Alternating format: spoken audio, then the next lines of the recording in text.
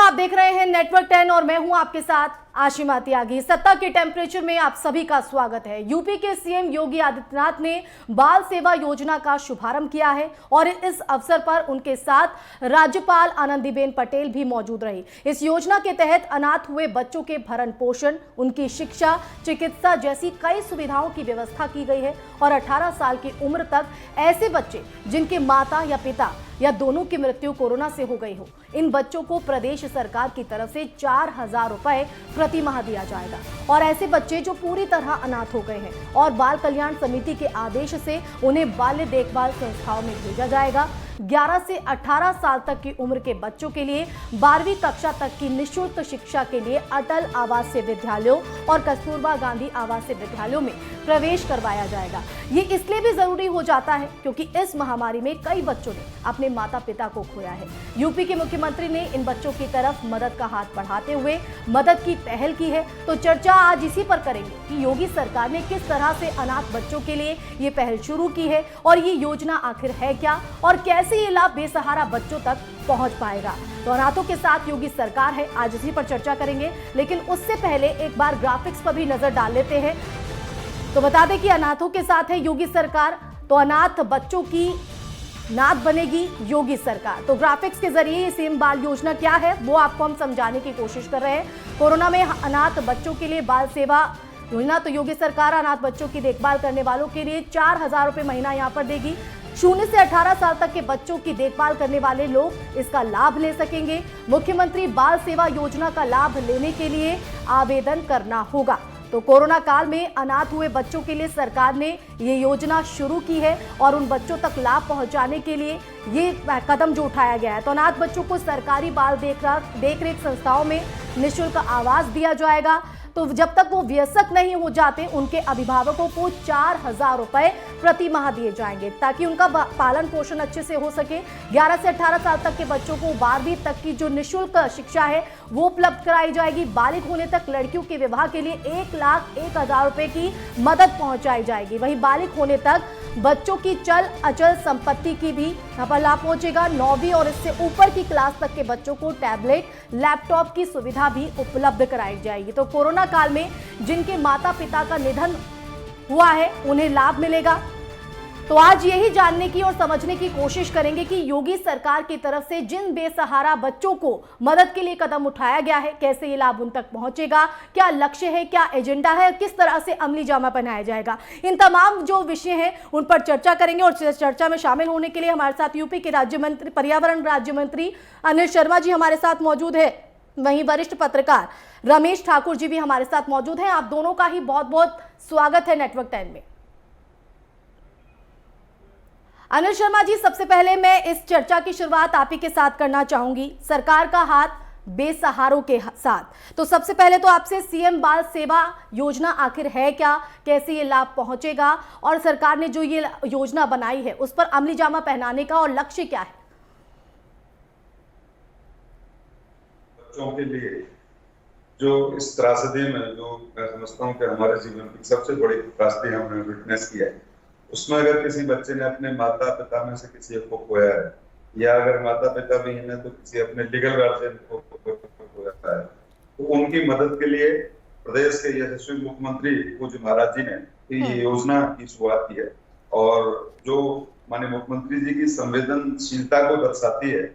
वयस्क होने तक उसको 4,000 प्रति माह पेंशन प्रदेश सरकार देगी और अभी 3 माह का पेंशन 12,000 रुपया तुरंत उन बच्चों के खातों में ट्रांसफर करा दिया गया है। उनकी शिक्षा से लेकर के अगर बच्चियां हैं, विवाह योग्य हैं तो उनको 1,00,000 रुपए का अनुदान से लेकर के योजना की शुरुआत की है।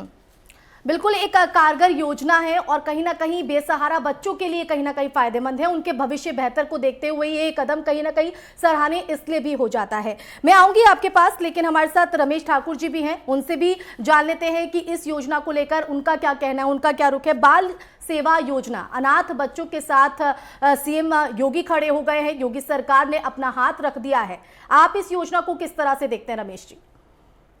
नहीं, इसमें निश्चित तौर पे बहुत अच्छी योजना है, इसमें कोई दो राय नहीं जी। तो लगता है वो हमारे साथ संपर्क टूट गया है, लेकिन उनसे बातचीत को जारी रखेंगे। लेकिन एक बार फिर से मैं अनिल जी आपके पास आना चाहूंगी, लक्ष्य क्या है ये योजना जो यहाँ पर लाई गई है, लक्ष्य क्या है और अमली जामा किस तरह से पहनाया जाएगा? क्योंकि जब योजनाएं लाई जाती हैं सरकार तो कदम उठाती है, लेकिन उसको अमली जामा पहनाने का, उसका जो पूरा दारोमदार है जमीनी स्तर तक ले जाने का, वो प्रशासनिक अधिकारियों का हो जाता है। तो ऐसे में उसको लेकर किस तरह की व्यवस्था है, उनको किस तरह की हिदायतें दी गई हैं? ये जो आप कह रहे हैं कि अमली जामा कैसे पहनाया जाता है, आप उसमें कहीं दिक्कत रहती है, तो वो बीते जमाने की बात हो जी। वो समय चला गया कि जब देश के एक प्रधानमंत्री कहते थे कि 1 रुपया भेजते हैं 80 पैसे खत्म हो जाते हैं। आज पूज्य महाराज जी ने जितनी भी योजनाएं देश को देने का काम किया है जी, वो समाज के अंतिम व्यक्ति तक पहुंचती है, चाहे वो राशन की है, चाहे फ्री राशन की, सारी योजनाएं। मैं कहना शुरू करूंगा तो बहुत समय लगेगा। और ये योजना भी निश्चित रूप से जो अंतिम जो ऐसे लोग हैं जो इसके पात्र हैं, जो बच्चे जिन्होंने इसकी पीड़ा को झेला, इसके दंश को झेला, उन तक पहुंचेगी। और आज भी प्रत्येक जनपद में माननीय जनप्रतिनिधिगण ने और हम सब लोगों ने अधिकारियों के साथ, जिलाधिकारी के साथ मिलकर इस योजना का प्रारंभ किया है और इसका क्रियान्वयन 100% होगा, ऐसा मुझे पूरा विश्वास जी। बिल्कुल, लेकिन ये सवाल मैं इसलिए किया, जाहिर तौर पर जब कोई कदम आप लोगों की तरफ से उठाया जाता है, धरातल पर उसका प्रभाव भी दिखता है और यही वजह है कि कहीं ना कहीं जनता उसको स्वीकार करती है और आपको इतना स्नेह दे रही है। लेकिन मेरा सवाल इसलिए भी हो जाता है क्योंकि मार्च 2020 से 29 मई 2021 की अगर हम बात करें तो राष्ट्रीय बाल अधिकार संरक्षण आयोग ने सुप्रीम कोर्ट में 2110 बच्चों ने कोरोना के चलते अपने माँ बापों को खोया है, वो बेसहारा हो गए हैं। तो ये एक संख्या है, तो इस संख्या को कैसे ये लाभ पहुंचे, मेरा सवाल सिर्फ ये था।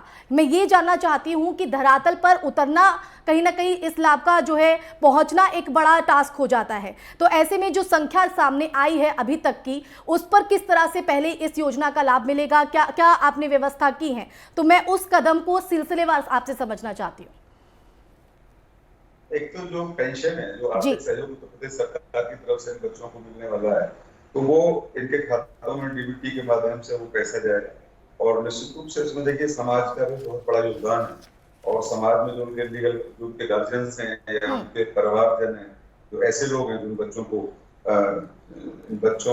अपने साथ परिवार में रखने वाले, उनका भी बहुत बड़ा दायित्व है। ये एक तरीके से आर्थिक सहयोग, ताकि कहीं कोई ऐसा ना हो कि कोई इन बच्चों की परवरिश में ये महसूस करे कि ये वजन है, तो सरकार इसमें सहयोग कर रही है। और जो बच्चियां हैं, शादी योग्य बच्चियां, उनको 1 लाख रुपए का ये सहयोग राशि है। इससे बहुत बड़ा एक फायदा भी होगा और जो भी लालन पालन करने वाले ऐसे समाज से लोग हैं या उनके परिवारीजन हैं, तो उनको भी इससे मदद मिलेगी। और स्टेट गवर्नमेंट ने उनकी शिक्षा से लेकर के, उनकी चिकित्सा से लेकर के सभी की चिंता करने का काम किया है। तो ये तो नहीं कहा जा सकता कि कोई ये किसी बच्चे के लालन पालन करने में, उसको व्यस्त बनाने में ये पूर्णता इससे आ गई है, लेकिन बहुत बड़ा लाभ इन बच्चों को इन योजनाओं का होगा, इस योजना का होगा, ये मैं कहना चाहूँगा। बिल्कुल, मैं लौटूंगी आपके पास। रमेश जी एक बार हमारे साथ फिर मौजूद हैं। रमेश जी, बाल योजना अनाथ बच्चों, बेसहारा बच्चों के लिए सीएम योगी की एक बड़ी सौगात है, एक सराहनीय कदम इसको कहीं ना कहीं कहा जा रहा है। आपकी नजर में अगर देखना चाहें तो आपका क्या रिएक्शन है, आपकी क्या प्रतिक्रिया इस योजना को लेकर? देखिए, मैंने पहले भी कहा कि जो योजना है निश्चित रूप से सराहनीय है, बहुत अच्छी है।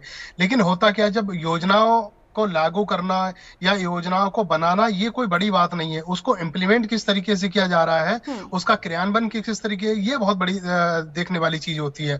अब जिस तरीके से मैं भी सेंट्रल गवर्नमेंट में निफ्सिड जो बाल बच्चों के लिए काम करती है, मैं बतौर सदस्य हूँ महिला बाल विकास मंत्रालय में। तो इस कोरोना काल को लेके, जो पिछला कोरोना लॉकडाउन का पीरियड था, इस बार का पीरियड था, हम लोगों ने मंत्रालयों ने खुद एक मसौदा ये तैयार करा था कि और सारे पूरे देश के जितने भी डीएम, उनको लिखा गया था सेंट्रल गवर्नमेंट से जितनी योजना बच्चों के लिए गई उसको सही से लागू की जाए और उसका पैसा देना चाहिए था, इस तरीके से हमने लिखा। लेकिन उत्तर प्रदेश की तरफ से जिस तरीके से खुद से उन्होंने अपने से पहल किया, मुझे लग रहा है इसमें बाल संरक्षण आयोग जो उनका है, जिसके डॉक्टर विशेष कुमार गुप्ता जी अध्यक्ष हैं, मुझे लग रहा उनको थोड़ा सा सतर्क होना चाहिए। अब होता क्या, कुछ राज्यों से अगर हमारे पास भी इस तरह की खबरें आती है बच्चों से जुड़ी हुई, विशेषकर तो यूपी से आती हैं, तो जब हम उनको फॉरवर्ड करते हैं तो पता चलता है वो फोन पे भी नहीं होते हैं और फोन पे अवेलेबल नहीं होते हैं, तो वो गंभीरता से नहीं लेते। मुझे लग रहा इस को देखते हुए स्टेट गवर्नमेंट में थोड़ा सा बाल संरक्षण आयोग को थोड़ा सतर्क करना चाहिए, थोड़ा सा उनको देखना और ये चाहिए। इसलिए भी क्योंकि सरकार तो कदम उठाती है और सरकार का जो कदम उठता है वो कहीं ना कहीं धरातल पर भी दिखता है। लेकिन जैसे कि आप समस्या रख रहे हैं, अनिल जी आप कितना इत्तेफाक रखते हैं और जो यहाँ पर समस्या रमेश जी ने रखी है उस समस्या को लेकर क्या कहेंगे? और जहां तक आपने जो शंका व्यक्त की है, तो वो सिर्फ एक योजना के लिए नहीं है, तो निश्चित रूप से समाज के अंदर बच्चों के ऊपर एट्रोसिटीज होती हैं और बहुत सारी दिक्कतें आती हैं, तो सबको ऑन द होल बाल संरक्षण आयोग को देखना ही चाहिए। और कोई भी बच्चा अगर सफर करता है, अगर उसके ऊपर कोई उसका उत्पीड़न होता है, तो निश्चित रूप से बड़ी शर्म की बात है और बाल संरक्षण आयोग को इसका संज्ञान लेना चाहिए। मैं निश्चित रूप से इस बात से सहमत हूँ, किंतु यहाँ जहाँ तक इस योजना का प्रश्न है, तो ये योजना अपने आप में कंप्लीट है और इस योजना को भी छोड़ दें।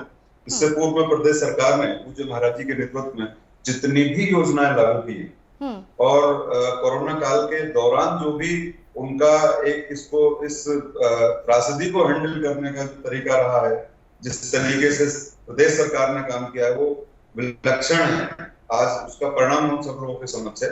इससे इतर जो राशन गांव के अंदर जो हमारे प्रवासी मजदूर हैं उन तक मदद पहुंचाने का अगर कहीं प्रश्न है, और स्किल मैपिंग वाला एक मसला हुआ, उसको पूज्य महाराज जी ने आयोग बनाया और हमारे यहाँ के मजदूरों को, हमारे यहाँ के लेबरर्स को, हमारे यहाँ के कार्मिकों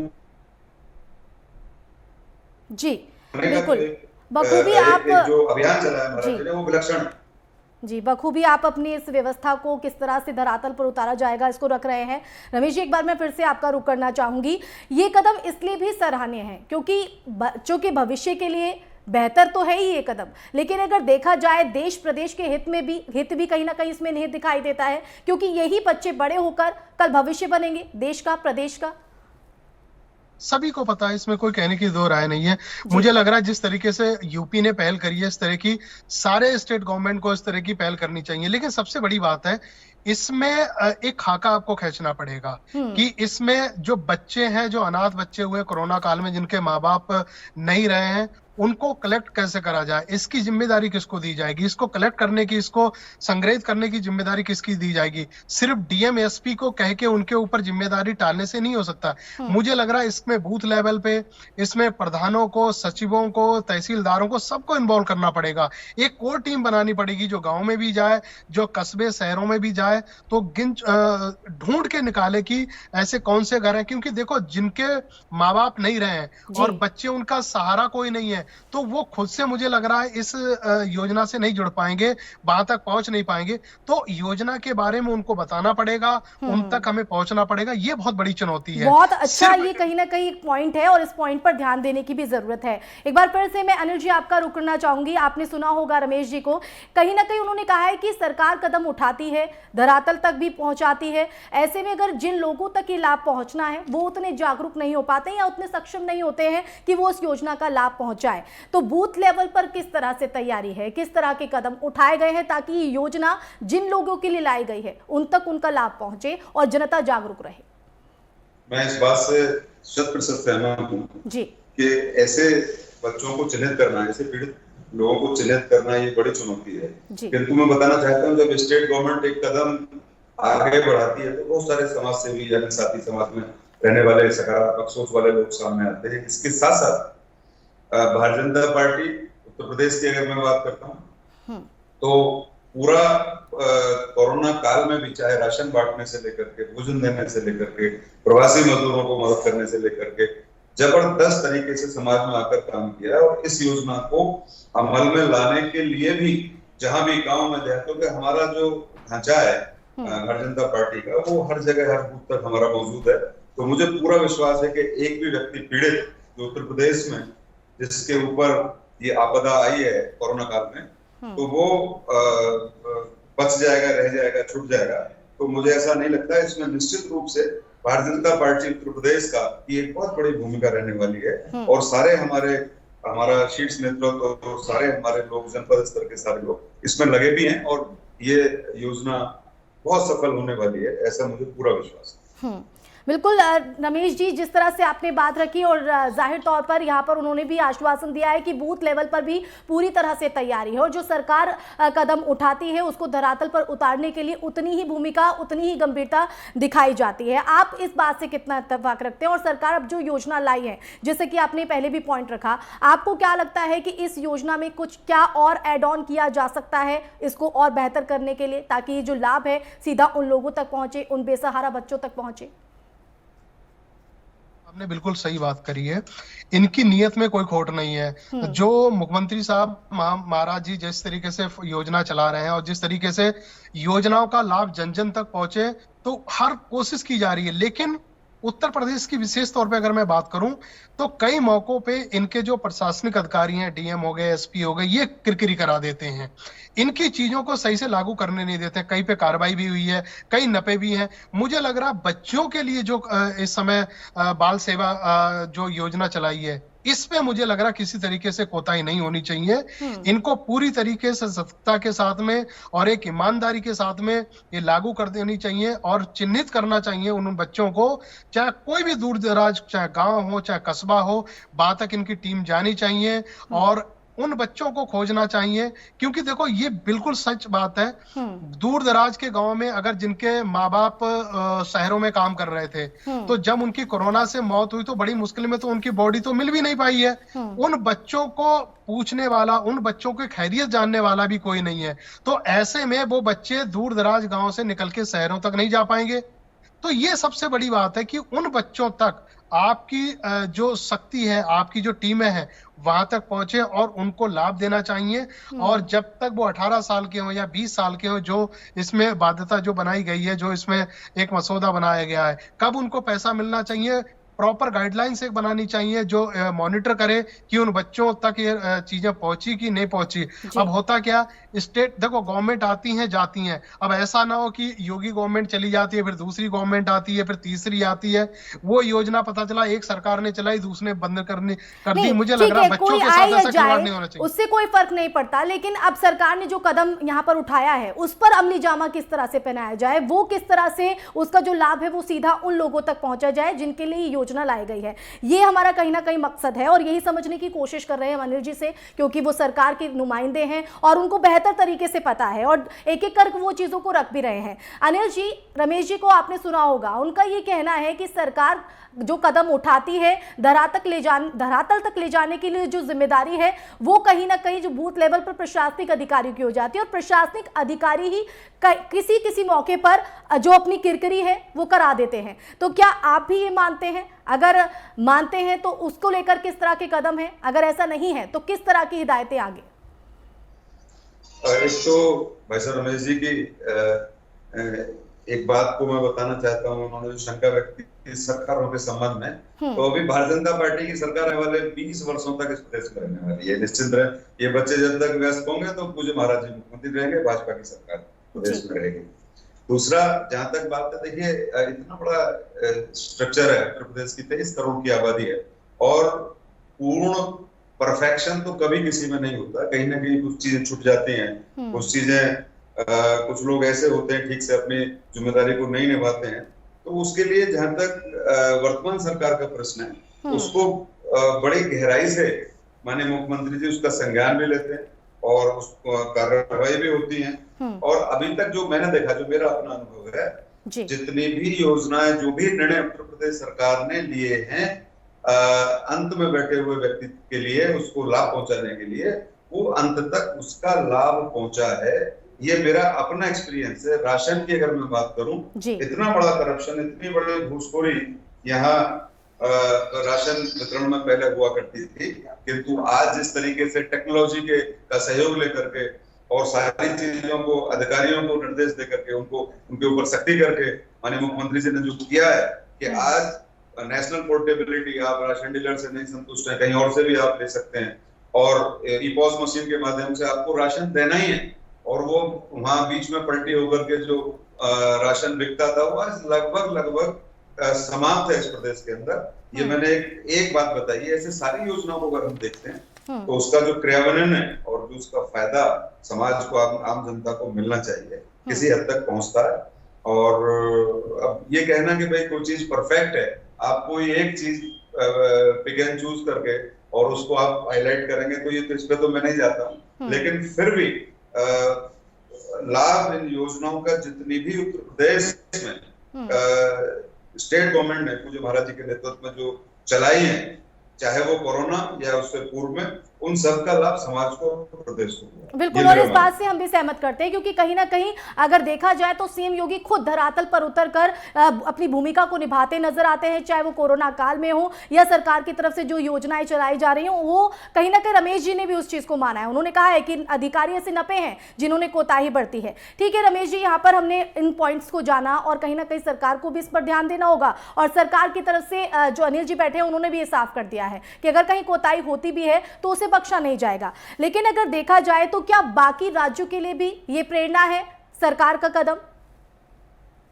सही बात है। इसमें जिस तरीके से मैंने पहले भी कहा, उत्तर प्रदेश की ये जो पहले नजीर होनी चाहिए, इसके देखा देख जो दूसरे राज्य हैं, झारखंड में कई सारी दिक्कतें हैं जी, और बिहार में कई सारी दिक्कतें हैं, पंजाब में दिक्कतें हैं, और 3-4 राज्य को हमने इस समय आइडेंटिफाई करा है जहां पे बच्चों के साथ में सबसे ज्यादा दिक्कत हुई है। और सबसे ज्यादा जो बच्चे अनाथ हुए वो महाराष्ट्र और कर्नाटक में हुए हैं। ये दोनों स्टेट ऐसे हैं, तो वहां पे भी सरकारों को काम करना चाहिए, इस तरह की योजना लानी चाहिए। देखो, मुझे लग रहा है जहां तक यूपी गवर्नमेंट की जब बात है तो उनके काम पे, उनके नियत पे आप सवाल नहीं उठा सकते हो। महाराज जी ने जिस तरीके से 5 साल में, 4.5 साल में सरकार चलाई है, शायद मेरी बात से इत्तेफाक रखते हैं मंत्री महोदय भी, क्योंकि ये भी बड़े वरिष्ठ मंत्री हैं और बड़े सूझबूझ से काम लेते हैं, जितना हमने देखा इनके कामों को लेके। लेकिन कोई योजना जब होती है, जब तक आप लोग उनके ऊपर निगरानी नहीं करोगे, अपने से खुद से नहीं देखोगे, तो मुझे लग रहा है वो सही से चलेगी नहीं है। लेकिन हाँ, चाहे छोटी योजना हो या बड़ी योजना हो या कुछ भी किस तरीके से वेलफेयर की कोई योजना हो, तो महाराज जी की बिल्कुल सीधी नजर होती है। ऐसा मुख्यमंत्री जो मुझे लग रहा है जो दूसरे स्टेटों में भी होना चाहिए। अगर जब बच्चों के लिए अगर कोई योजना निकल रही है तो मुझे लग रहा है उस पर परस्पर तरीके से उनकी नजर होनी चाहिए, एक मॉनिटरिंग टीम होनी चाहिए जिस पे नजर रख सके कि कहीं उसका पैसा गलत जगह तो नहीं जा रहा है, बंदरवाट तो नहीं हो रहा, भ्रष्टाचार की भेंट तो नहीं चढ़ रहा। ये चीजों को देखना पड़ेगा। लेकिन बच्चों के अगर नाम से अगर कोई पैसा जा रहा, मुझे लग रहा है उसमें भी अगर कोई बंदरवाट करता है, भ्रष्टाचार करता है, तो वो बहुत जाहिर तौर पर रमेश जी, और कहीं ना कहीं ये इसलिए भी सराहनीय हो जाता है कि ऐसे मुद्दे कहीं कहीं उठते हुए दिखाई देते हैं, और ये कदम इसलिए भी तारीफ काबिल है। आखिर में यहाँ पर अनिल जी, मैं आपसे फाइनल कमेंट लेना चाहूंगी इस योजना को लेकर। जो लाभ आप लेकर जा रहे हैं जनता तक, उन लोगों तक, उन बच्चों तक जो बेसहारा है, उनके बेहतर भविष्य के लिए, उसको लेकर अब लोगों से आप क्या कहना चाहेंगे? और साथ ही जो विपक्ष है कई मुद्दों को लेकर घेर रहा है, उसको क्या मैसेज देना चाहते हैं? भाई साहब, रमेश जी ने जो अन्य प्रदेशों के बारे में कहा, ये 3 प्रदेश भूल गए, महाराष्ट्र, केरल और राजस्थान। जहां तक योजना का सवाल है, बाकी अन्य प्रदेशों से अगर आप तुलनात्मक दृष्टिकोण से अगर आप देखेंगे तो योजनाओं को छोड़िए, पीड़ित बच्चों की मदद को छोड़िए, ये लोग तो बीमारों को चिकित्सा सुविधा ही देने में नाकामयाब रहे। अगर मैं उत्तर प्रदेश की बात करता हूं तो आप समझिए, मार्च 2020 को पहला कोरोना केस हमारे यहाँ मिला था, डिटेक्ट हुआ था उत्तर प्रदेश में, और उस वक्त हमारे यहाँ उसको टेस्ट करने की कोई फैसिलिटी नहीं थी। दिल्ली में सफदरजंग में भेज करके हमने टेस्ट कराया था, और आज उत्तर प्रदेश के अंदर 4 लाख टेस्ट पर डे हो रहे हैं। पर डे 4 लाख टेस्ट हमारे यहाँ कन्वीन हो रहे हैं। और आप समझिए, ये तो हम भी कह रहे हैं और ये दिखता भी है, लेकिन हम बस आखिरी में संक्षेप में आपसे चाहेंगे कि एक जनता से सीधा जुड़ने का एक मौका है, और विपक्ष को क्या कहना चाहेंगे? भ्रम फैलाना, अनर्गलवाद, कोई ये कुछ करने का इनका तैयार नहीं। इनके पास ना कोई जन कल्याण का इस देश को आगे ले जाने कोई रोड मैप है, सिर्फ झूठी बात करना, क्रिटिसाइज करना, इसके अलावा कोई इनका एजेंडा नहीं है। और इनके बारे में जहां तक अगर मैं अपनी बात करूं तो मुझे तो सुनना भी नहीं पसंद है कि इनकी कोई बात, कोई इनका कन्वर्सेशन मैं सुनूं भी।